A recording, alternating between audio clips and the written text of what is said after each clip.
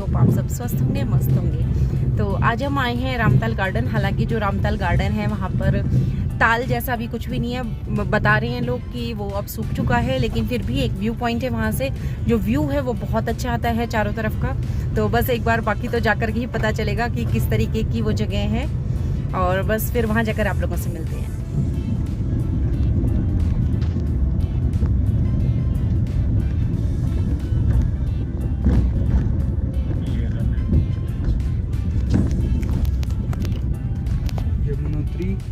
Yamuna bridge. भैया वो Ramlala park किधर है? किधर जाना पड़ेगा? रोड़ी।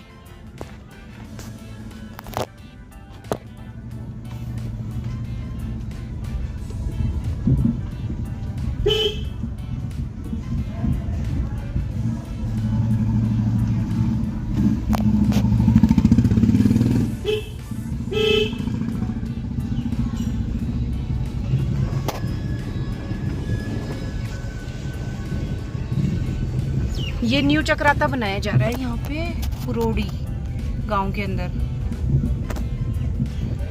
और नई नई बिल्डिंग्स बन रही हैं, पूरे शॉपिंग कॉम्प्लेक्स वगैरह बन रहे हैं, नए नए होटल्स बन रहे हैं, और काफ़ी ज़्यादा कंस्ट्रक्शन का काम हो रहा है यहाँ पे।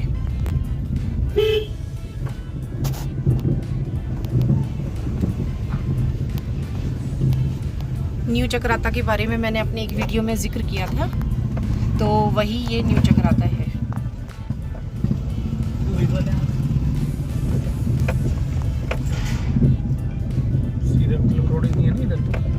हाँ जी, शेर प्रताप सिंह राजकीय महाविद्यालय चक्राता देहरादून। मैंने बताया था ना, लास्ट का जो 1 किलोमीटर का रास्ता है ना, वो खराब है, बारिश आ गई।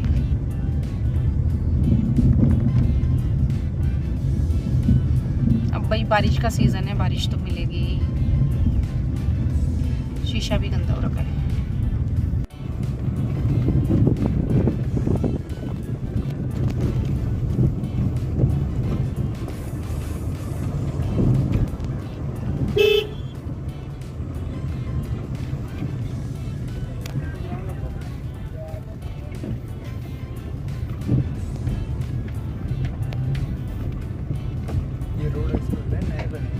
हाँ बिल्कुल बिल्कुल नया काम, मतलब नया ही कंस्ट्रक्शन चल रहा है, सब चीज़ें नई हो रही है यहाँ पे, और बहुत ही खूबसूरत नया एक चक्राता बनाने का मतलब अभी प्रयास जारी है।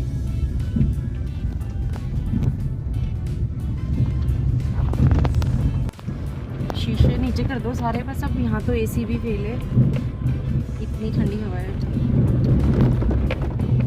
रास्ता थोड़ा सा ख़राब है, मतलब ये जो जिस रोड से हम आए हैं, चक्राता से मसूरी जो रोड जाता है उसी रोड पर है। और फिर जहाँ उस दिन सनसेट सनव्यू पॉइंट था जो, वहाँ पे हम लोग रुके थे एक दिन, तो उसी से थोड़ा सा और आगे है, लगभग 2 किलोमीटर के आसपास। और वहाँ से फिर हमें राइट टर्न लेना पड़ता है, और नीचे गांव है, उसमें जो पुरोड़ी गांव है उसमें हमें उतरना होता है, और वहीं पर ही ये जो नया चक्राता है वो बसाया जा रहा है। बस उसी में अब हम लोग आगे बढ़ रहे हैं।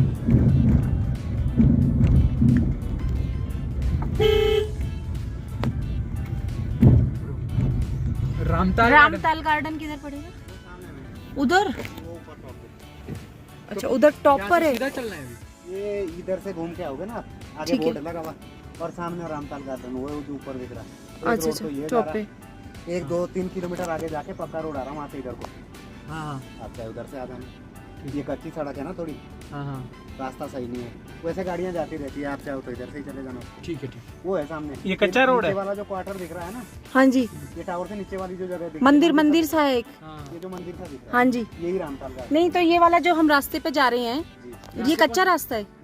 ये कच्चा रास्ता नहीं है मैम, ये तो मसूरी रोड है, ये तो पक्का है। आगे तक ये जो ऊपर को जाएगा ना, वहाँ से हाँ जी आगे बोर्ड मिलेगा आपको। ठीक है, ये सामने जो रोड दिख रहा है वो उसकी बात कर रहा मैं। अच्छा नीचे वाला, उससे भी नीचे वाला, रामताल गार्डन से नीचे वाला जो रोड है। जी हाँ जी, वो तो कच्चा रोड है वो। एक आगे जा करके ना, हाँ जी, रोड पे आगे जा करके फिर बोर्ड मिलेगा आपको। ठीक है, वहाँ से आ जाओगे तो ऊपर से आ जाओगे, पक्की रोड है। तो वहाँ कैसे पता चलेगा कि हमें यहाँ से जाना है? जैसे ही आगे जाओगे ना, हाँ लेफ्ट साइड में आपको एक रास्ता दिखेगा इधर को। ठीक है ठीक वहीं है। पे बोर्ड भी लगा हुआ रामताल गार्डन के नाम से। पक्के वाला जहाँ पे रास्ता है। पक्की जी। वाला है, ठीक है अभी जी। मेन रोड पे चलते जाना आप। ठीक है जी। Thank you, रोड के thank बाहर you से जी। घूम के जाओगे ना, पर एक धन्यवाद जी।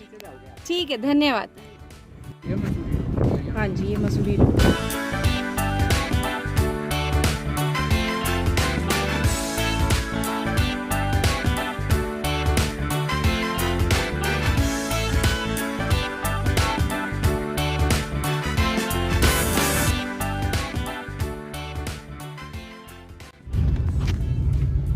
मसूरी यहाँ से कितना है? मसूरी जाना है तो यहाँ से सीधा चक्राता हमारे वापसी में, और नगाऊ इस साइड है, लेफ्ट हैंड साइड में। तो अभी हमें मसूरी रोड पे चलना है। अभी हम मसूरी रोड पे चल रहे हैं। रामताल के लिए यहाँ से देखिए 2 रास्ते हो गए हैं। तो उन्होंने कहा था एक ही कच्ची सड़क है जहाँ से गाड़ियाँ जाती है, लेकिन हमें इस पे नहीं जाना, हमें सीधा रहना है। क्योंकि ये थोड़ा सा रिस्की है। हाँ, इस पे तो मतलब ही देखिए नहीं है। देखेंगे आप टूटा अरे हुआ। ये भाई, ये अच्छा लोकल्स चल जाते होंगे ना इस रास्ते से। नहीं, हम तो सामने गूगल से। भी सीधा ही दिखा रहा है। अच्छा, सीधा दिखा रहे हैं। यहाँ से है रामताल रिजोर्ट 1 किलोमीटर। यही रास्ता है जी रामताल के। रामताल के लिए। इन्हें नहीं पता। क्या वहीं पे एक कोई गार्डन है जो लगा हुआ ना बोर्ड, रामताल गार्डन, वहीं पे जा रहे हैं हम। आपको वहाँ पे एक रोटी का प्लाट सा मिलेगा। हाँ वहाँ पे एक ऐसा गेट सा लगा हुआ है, हाँ। वहाँ देख लेना, क्योंकि हम भी पार के हैं। अच्छा, आप कहाँ के रहने वाले हो? वैसे तो हम सहारनपुर के। नहीं, वो तो सहारनपुर आपकी आवाज से ही लग रहा है सहारनपुर वाला। सहारनपुर के लग रहे हैं। हाँ। ठीक है, अच्छा भाई साहब। ठीक है जी, थैंक यू भाई। Thank you. यहाँ से 1 किलोमीटर की।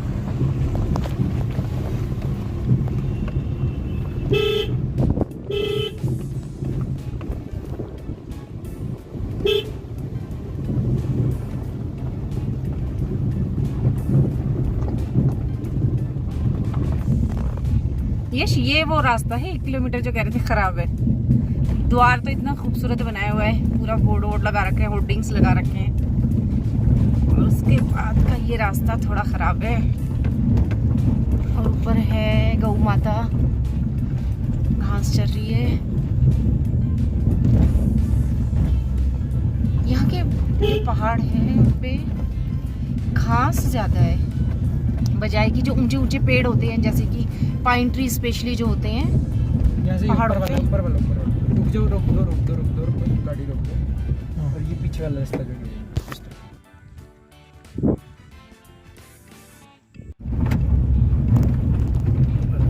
क्या है ये?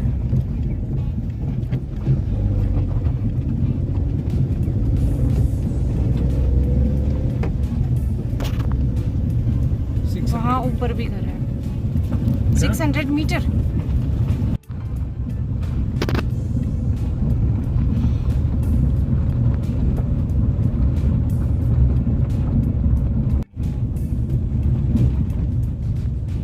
नीचे गेट है, प्रॉपर्टी है कोई।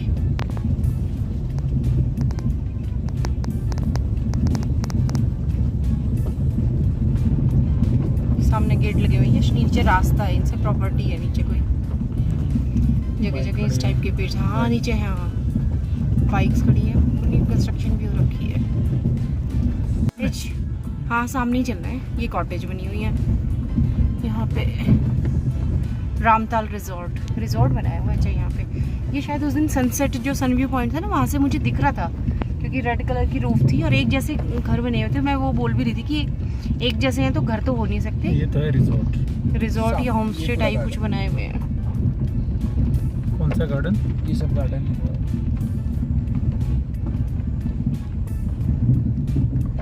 ये शहीद स्थल व देवभूमि है। अच्छा, इसको वो बोल रहे थे कि पानी नहीं है, और ऊपर कुछ स्मारक बनाया हुआ है। हाँ, स्मारक है कोई। चलो आप एक काम करो। तो फ्रेंड्स, रामताल गार्डन हम पहुंच गए हैं, और पानी तो है बट बहुत कम है, थोड़ा सा गंदा सा भी है, और बहुत खूबसूरत जगह है। एक्चुअली में यहाँ पर एक स्मारक है, और मेरे बैक साइड में आप देख रहे होंगे शहीद केसरी चंद स्मारक। और ये है वो गार्डन, मतलब रामताल जो लेक है, मतलब ताल जो है वो है ये, और पानी अभी इसमें कम है। और उसके अलावा इस तरीके से अभी मैं लेके चलूँगी आप लोगों को। यहाँ पर एक स्मारक बनाया हुआ है, एक किसी शहीद की प्रतिमा भी लगी हुई है। अभी ऊपर जाके देखते हैं। बाकी हम लोग भी फर्स्ट टाइम ही आए हैं। बाकी जगह बहुत खूबसूरत है।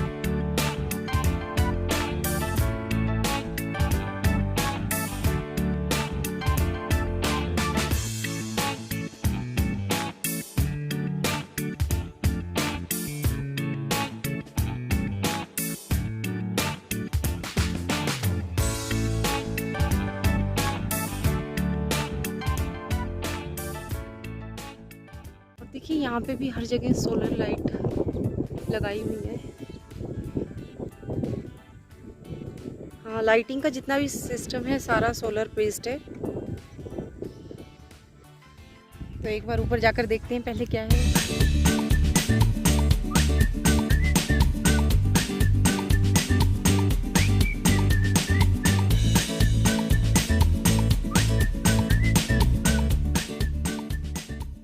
बहुत अच्छा व्यू है चारों तरफ का, और भीड़ नहीं है बिल्कुल भी। मतलब ये तो खासियत है चक्राता की, जहाँ भी हम लोग जा रहे हैं हमें कहीं भी भीड़ नहीं मिल रही। और खूबसूरत व्यू है चारों तरफ का। व्यू एक्चुअली यहाँ से दिखाई देता है। ये बिल्कुल जो रामताल लेक है एकदम पहाड़ी के टॉप पे है, तो चारों तरफ का बहुत ही खूबसूरत व्यू यहाँ से दिखाई देता है। और हवा भी ये टॉप पर है, इसलिए हवा भी तेज, हवा बहुत तेज़ है। फिर से बादलों की आवाज़ आ रही है बहुत ज़्यादा गरजने की। और ये पीछे सीढ़ी नुमा खेत, पूरा चक्राता का व्यू यहाँ से आता है। और ये पता नहीं यहाँ पे क्या बनाए हुए हैं, कुछ रूम्स बनाए हुए हैं, शायद कोई होटल रिजॉर्ट या होम स्टे टाइप है। और अभी लॉक्स लगे हुए हैं सारी पूरी प्रॉपर्टी पे। हो सकता है पहले यहाँ पर लोग आते हों, रुकते हों, स्टे करते हों मतलब, और लॉकडाउन के टाइम पे फिर उसके बाद ये प्रॉपर्टी बंद कर दी गई हो। और अभी एक बार सामने देख करके आते हैं किस तरीके का स्मारक बनाया हुआ है, क्या उसकी हिस्ट्री है। ये स्मारक है केशरी चंद जी का, और केशरी चंद जी का जो इतिहास है या जीवन परिचय है वो लिखा हुआ है। वो कैमरा नहीं क्लियरली कैप्चर कर पाएगा, तो मैं एक बार आप लोगों को पढ़कर सुना देती हूँ। केशरी चंद का जन्म 1 नवंबर सन 1920 है, शायद थोड़ा सा प्रिंट वहाँ से मिटा हुआ है। 1920 में ग्राम क्यावा खत सेली तहसील चक्रोता जौनसार बावर में हुआ था। उन्होंने शिक्षा विकास नगर चौहड़पुर एवं डीएवी कॉलेज देहरादून से FA तक ग्रहण की। आगे की पढ़ाई अधूरी छोड़कर 10 अप्रैल सन 1941 को royal Indian army service corps में नायाब सूबेदार के पद पर भर्ती हो गए। उन्हीं दिनों द्वितीय विश्व युद्ध बड़े जोरों पर था। 29 अक्टूबर सन 1941 को उन्हें मलाया के युद्ध के मोर्चे पर भेज दिया। सन 1942 में उनके अच्छे कार्य देखते हुए पद उन्नत करके सूबेदार बनाया गया। उन्हीं दिनों में सुभाष चंद्र बोस के आह्वान पर तुम मुझे खून दो मैं तुम्हें आज़ादी दूंगा से प्रभावित होकर आज़ाद हिंद फौज में भर्ती हो गए। केशरी चंद को अंग्रेजों के विरुद्ध इम्फाल मणिपुर के मोर्चे पर भेज दिया गया। अंग्रेजों के साथ युद्ध में आगे रास्ता रोकने के लिए पुल उड़ाते वक्त पकड़े जाने पर अंग्रेजों ने उन्हें बंदी बना लिया और दिल्ली जिला जेल में रखा गया। ब्रिटिश साम्राज्य के विरुद्ध लड़ने पर अपराधी माना गया तथा इस जुर्म की फांसी की सजा सुनाई गई। केशरी चंद को मात्र 24 वर्ष 6 माह की उम्र में 3 मई सन 1945 को फांसी के फंदे पर लटका दिया गया। फांसी के वक्त मिलने गए परिवारजनों से कहा गया था कि खुशी मनाने का दिन है, ना कि गम का। अंतिम इच्छा देश जल्दी आज़ाद हो और मेरे शरीर पर कपड़ा खद्दर डाला जाए। जय हिंद के उद्घोष के साथ मिलने का वक्त खत्म हुआ। तो बस यहीं पर अमर शहीद केसरी चंद की वीरता और बलिदान को शत शत नमन। और कुछ ऐसे बहुत सारे हमारे यहाँ पर वीर जवान हुए हैं जिनके बारे में हमें या हमसे पहले की जो पीढ़ी थी या हो सकता है हमारे बाद आने वाली पीढ़ियों को भी ना पता चले, तो बस उन्हीं वीरों में से थे हमारे ये केशरी चंद जी। बहुत खूबसूरत जगह है। और जब चक्राता को यहाँ पर बसाया गया था ना ब्रिटिश सरकार के द्वारा, तो जो मेन रीज़न चक्राता में इस तरीके का जो छावनी बनाने का था वो यही था कि चक्राता एक तो जो दोनों तरफ जो दो डायरेक्शन से, मतलब एक तरफ इसमें बहती है यमुना नदी और एक तरफ बहती है टोंस नदी, तो इसलिए मतलब जो भौगोलिक दृष्टि से अगर हम देखें तो सेफ था। मतलब अगर आक्रमण होता है इस क्षेत्र में तो बहुत जल्दी पता चल जाएगा, क्योंकि दोनों तरफ नदियां थी और दुश्मनों का इस क्षेत्र में प्रवेश करना इतना आसान नहीं था। उसके अलावा एक ऐसी बात और थी, विशेषता थी यहाँ की, जो भौगोलिक अगर हम दृष्टि से देखें तो यहाँ पर ना इस तरीके के समतल बड़े बड़े मैदान बहुत हैं। जैसे ये अभी एक हमें दिख रहा है, और उसके साथ साथ हम जो चिरमिरी लेक गए थे वहाँ भी बहुत बड़ा एक प्लेट्यू टाइप है। उसके अलावा बहुत सा एरिया ऐसा है जो कि अभी छावनी क्षेत्र के अंतर्गत आता है, जिसे हम शूट नहीं कर सकते, वहाँ पर फोटोग्राफी अलाउड नहीं है। और वो सबसे बड़ी बात है वहाँ पर मतलब वो गेटेड है, मतलब वहाँ पर गेट लगे हैं, हम अंदर एंटर भी, सिविलियंस का जो एंट्रेंस है वो उन्हें अलाउड नहीं है। तो अंग्रेज़ों का यहाँ पर छावनी बनाने का सबसे बड़ा कारण था, जैसे कि मैंने बताया, दो मुख्य कारण थे। एक था कि इसके दोनों तरफ नदियाँ बहती थी, एक तरफ टोन्स नदी और एक तरफ हमारी यमुना नदी, और उसके अलावा जो यहाँ पर इस तरीके के समतल मैदान थे। तो मेन रीज़न यही था। उसके अलावा तीसरा एक और बड़ा कारण था चक्राता में छावनी बनाने का या फिर चक्राता बसाने का। वैसे तो जो गांव है वो कैलाना गांव है जहाँ पर चक्राता बसाया गया है। चक्राता नाम तो बाद में दिया गया है, जो असली नाम था गांव का वो था कैलाना, और चक्राता नाम बाद में दिया गया। उसके भी कई कारण हैं, वो कभी फिर आप लोगों के साथ डिस्कस करेंगे कि चक्राता को चक्राता नाम कैसे मिला। कोई कहते हैं चकोर पक्षी बहुत होते हैं, कोई कहते हैं कि इसकी जो बनावट थी वो चकोर थी। तो बहुत सारे ऐसे कारण हैं जिसकी वजह से ऐसा माना जाता है। अलग अलग लोगों की अलग अलग राय है इस बारे में। तो खैर, तो जो तीसरा मैं मुख्य कारण है जिसकी मैं बात आप लोगों से कर रही थी कि चक्राता में छावनी क्यों बनाई गई। यहाँ से ऊपर दो देशों की सीमा लगती है, नेपाल की, चाइना की। तो दुश्मनों पर नज़र रखने की दृष्टि से भी ये जो क्षेत्र था ये बहुत महत्वपूर्ण था, और इसी वजह से यहाँ पर छावनी बनाई गई, पलटन यहाँ पर तैनात की गई। और उसके बाद फिर धीरे धीरे ये जो क्षेत्र है ये बसता चला गया, बाज़ार बने, क्योंकि अगर यहाँ पर छावनी थी तो बहुत नेचुरल सी बात है कि व्यापार के लिए भी यहाँ पे फिर ये एक व्यापारिक रूप से भी एक महत्वपूर्ण स्थान हो गया था। उसके अलावा अगर दो नदियाँ बहती थी तो नदियों के रास्ते भी व्यापार करना बहुत आसान था। व्यापारी है उन्हें उनके लिए जो क्योंकि पहले टाइम पे यही होता था कि जो नदियों का रास्ता था वो व्यापार करने के लिए बहुत आसान होता था। तो जैसे कि दोनों तरफ नदियाँ थी तो व्यापारियों को यहाँ पर आना और यहाँ से व्यापारियों का जाना बहुत आसान था। तो व्यापारिक दृष्टि से भी ये जो क्षेत्र है फलता फूलता गया, और कुछ इसी तरीके से जो चक्राता है वो अस्तित्व में आया। बहुत तेज़ आवाज़ आ रही है इधर से बादलों के गरजने की। और ये सामने रिजॉर्ट है।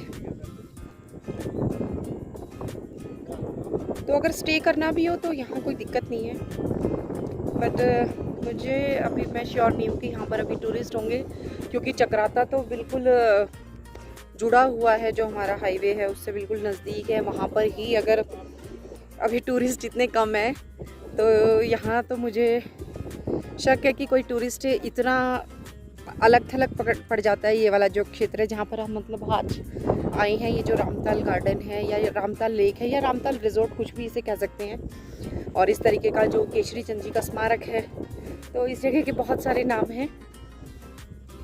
तो मुझे शक है यहाँ पर अभी कोई टूरिस्ट है, रुके हुए होंगे।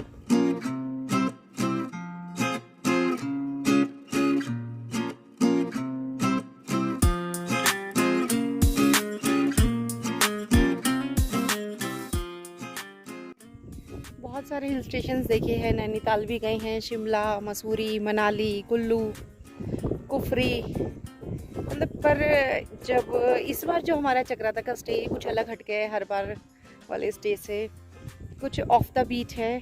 और लोकल लोगों से हम लोग इस बार कुछ ज़्यादा घुल मिल रहे हैं, उनसे बात कर रहे हैं, उनके बारे में जान रहे हैं। बस लोकल लोगों से मिलते मिलते कल मैं एक लेखक से मिली जो कि चक्राता में ही रहते हैं, और उन्होंने किताबें लिखी हैं। और चक्राता के ऊपर उनकी एक किताब है जो पब्लिश हो चुकी है, उसको भारत सरकार द्वारा सम्मानित भी किया जा चुका है। वो खुद भी सरकारी पद पर कार्यरत रही हैं और अभी फ़िलहाल तो रिटायर्ड है और पूरा टाइम लेखन को ही दे रहे हैं। एक और नई बुक उन्होंने लिखनी स्टार्ट कर दी है, तो उनसे कल मिलने का मौका मिला और उनसे बहुत बातें की।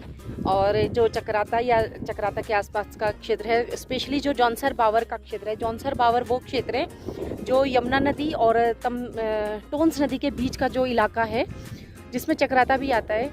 तो उस क्षेत्र को जौनसर बावर क्षेत्र कहते हैं।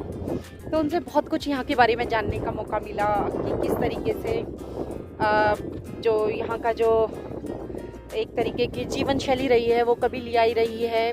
मतलब बहुत सारी जनजातियाँ यहाँ पर रहती थी और शायद 16 तरीके की उन्होंने बताई थी, अगर मैं गलत ना हूँ तो 16 तरीके की जनजातियाँ यहाँ पर रहती थी। और कभी ऐसा था कि ये जो सीमाएं हैं ये तो बाद में बनाई गई, जो हिमाचल है, पंजाब है, उत्तराखंड है, हिमाचल और ये सब तो बाद में आए हैं। पहले तो ये पूरा का पूरा प्रांत एक ही हुआ करता था। तो उस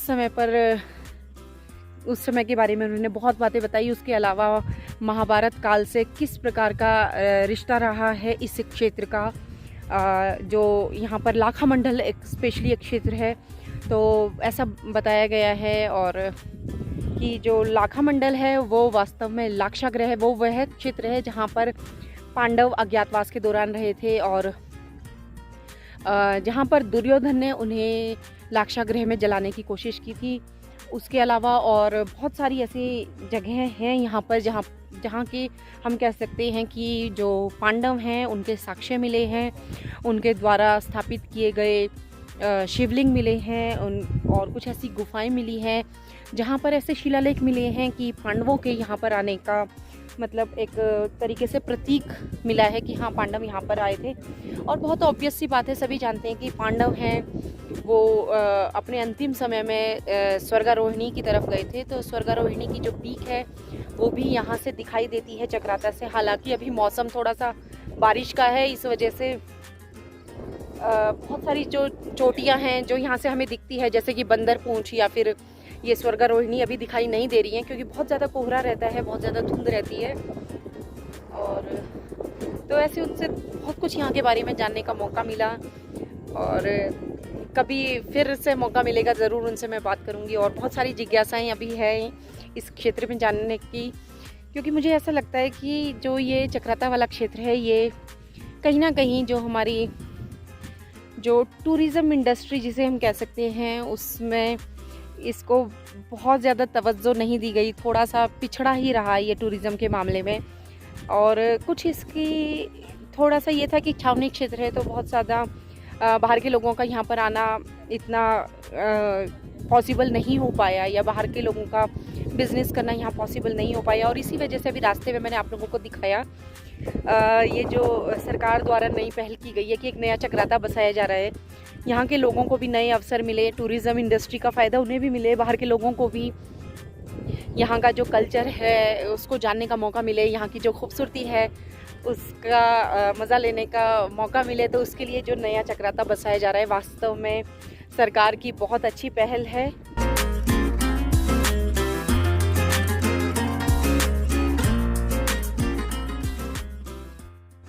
काफ़ी सुंदर जगह है, मनमोहक दृश्य थे और ऑक्सीजन लेवल ये समझ लीजिएगा कि अपने हाईएस्ट लेवल पे होगा यहाँ पे। तो पाल्टा साहिया इधर की तरफ है, रामताल गार्डन से हम आ रहे हैं। चक्राता जो मसूरी है, उदपालदा सहिया इस साइड है, सहिया से तो हम होके आए थे। हाँ और रामताल गार्डन जब भी गए अब ये है चक्राता मसूरी वाला रोड। वापसी से हम अब मसूरी रोड पर आ गए। अभी हम ऊपर चढ़े थे रामताल गार्डन। ये जो रोड बताया था ना दूसरा, हाँ जी, सहिया के लिए, वो शायद यही रोड होगा। सहिया के लिए, हाँ बिल्कुल बिल्कुल उन्होंने बताया था ना। सहिया के लिए जो दूसरा रास्ता है, मतलब देहरादून जाने के लिए जो चक्राता से एक और रास्ता है वो यही वाला रास्ता है। और यहाँ तक तो फिर चक्राता से यहाँ तक आओ, फिर वो सहिया के लिए मसूरी रोड छोड़ दो और सहिया के लिए दूसरा रोड है वो पकड़ लो। ये रखी वो तो अलग तरीके की होती है, ये तो वैसे ही बने हैं बारिश से।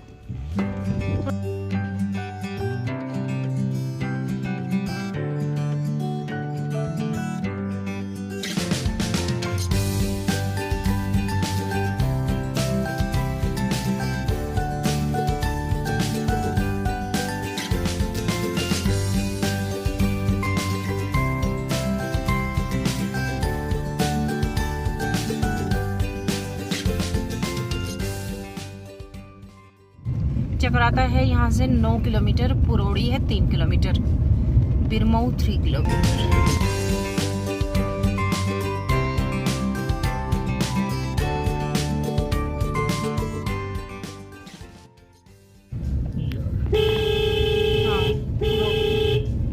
करोड़ी गांव में मतलब हर 1 किलोमीटर में मौसम बदलता है। यहाँ पर धूप निकली हुई है, मतलब शाम को जो जितनी धूप होती है इस टाइम पे 6 सवा 6 बजे के आसपास, 6:15 के आसपास का टाइम है।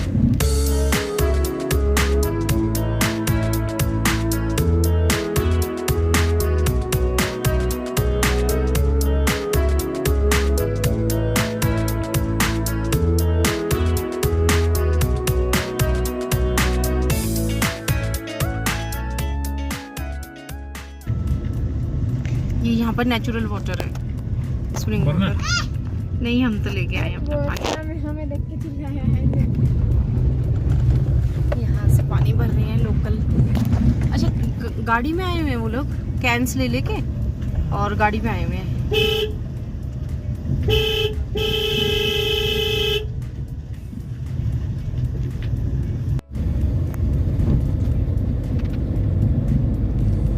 तो आज फिर उसी जगह पर अभी रुक गई है। अभी रामताल गार्डन से हम लोग आ रहे थे और जैसे कि आप लोगों को बताया मैंने मसूरी रोड पे, तो बस अभी रास्ते में फिर से ये जो पॉइंट है यहाँ से सनसेट का जो व्यू, हम लोग एक दिन और आए थे तो वहीं पर हम लोग रुक गए।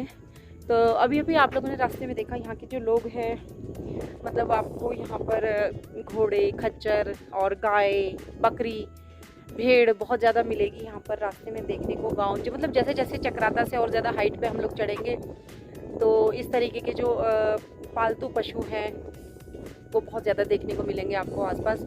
एक्चुअली में क्या है, जैसे जैसे हम पहाड़ी रीजन में एंटर करते हैं तो जो वहाँ के लोग हैं ज़्यादातर वहाँ की जो आजीविका का साधन है वो या तो खेती है, कृषि है, और लेकिन कई ऐसे इलाके हैं जहाँ पर जो खेती करना है बहुत मुश्किल है और इस तरीके के वहाँ पर पहाड़ है या इस तरीके की वहाँ की जलवायु है, बर्फ़ बहुत ज़्यादा गिरती है। तो ऐसी जगहों पर ज़्यादातर जो एनिमल हस्बेंड्री है या फिर ये जो पशुपालन का कार्य है बहुत ज़्यादा किया जाता है आजीविका के लिए। और जैसे फिर जैसे भेड़ है तो उससे मिलने वाली जो ऊन है वो भी एक आजीविका का साधन हो जाती है। इसी प्रकार बकरी है तो उसका दूध हो गया है, या फिर मीट जो है वो भी उससे मिलता है। साथ ही साथ जैसे गाय है, भैंस है तो उनसे दूध है या फिर उससे चीज़ बनाया जाता है, मक्खन बनाया जाता है। तो इस तरीके से बहुत ज़्यादा निर्भर हैं जो पहाड़ी क्षेत्र के जो लोग हैं वो एक तरीके से कह सकते हैं कि जो कृषि है वो कहीं ना कहीं पशुपालन पर निर्भर है और जो पशुपालन है वो कृषि पर निर्भर है। शाम का समय था, हमें लगा क्यों ना थोड़ा सा टाइम चिरमिरी टॉप है वहाँ पर भी स्पेंड किया जाए। तो बस 1 किलोमीटर हमें एक्स्ट्रा चलना पड़ा, उसके बाद हम चिरमिरी टॉप पहुँच गए।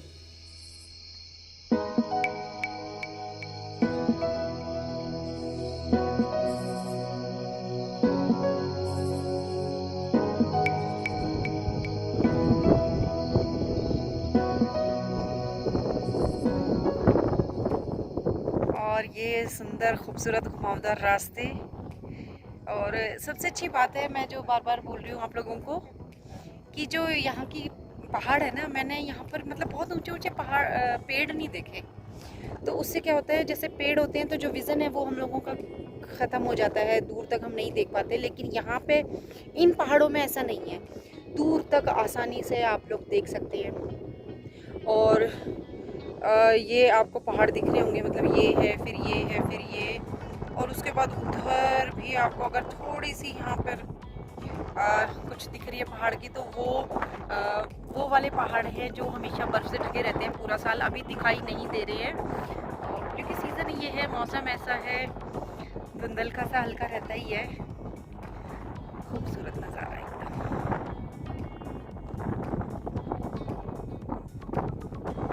एक झलक सूर्य देवता की दिखी थी, इधर है थोड़ी सी बिल्कुल है, और मुझे लगा आप लोगों के साथ शेयर करूँ वीडियो, और तब तक बादल आ गए। ये है सूरज, और धीरे धीरे देखिए कैसे छिप रहे हैं बादलों के बीच में,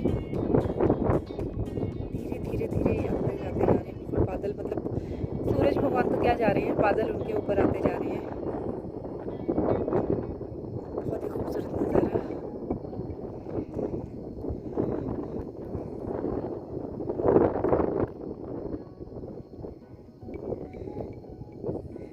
तो भाई सूर्य देवता ने तो इस बार लुका छिपी खेलनी है हमारे साथ।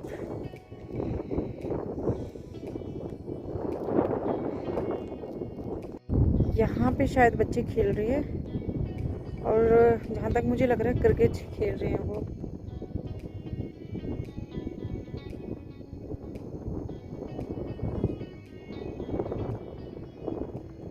हाँ, वो रन लेने के लिए भाग रहे हैं बच्चे इधर से उधर, क्रिकेट ही खेल रहे हैं। और इतनी तेज़ हवा है यहाँ पे, फ़िलहाल मेरा खड़ा होना ही बहुत मुश्किल हो रहा है। एक्चुअली चक्राता खुद ही इतनी हाइट पे, और उसके बाद चक्राता का भी सबसे ऊंचा पार्ट है, ये वाला जो रीजन है सबसे ऊंचा है।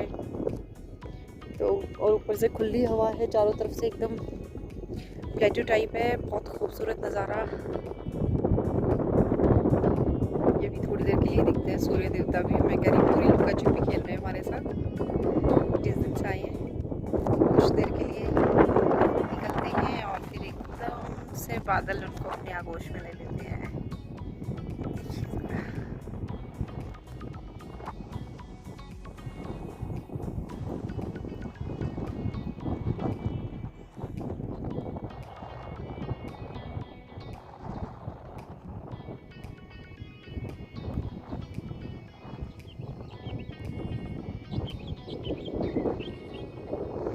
बर्ड वॉचिंग, मैंने बताया था आप लोगों को, बर्ड वॉचिंग जो मतलब बर्ड वॉचिंग के जो लोग शौकीन हैं वो लोग भी बहुत आते हैं यहाँ पे, और बहुत सुंदर सुंदर पक्षी दूर दूर से यहाँ पर आते हैं।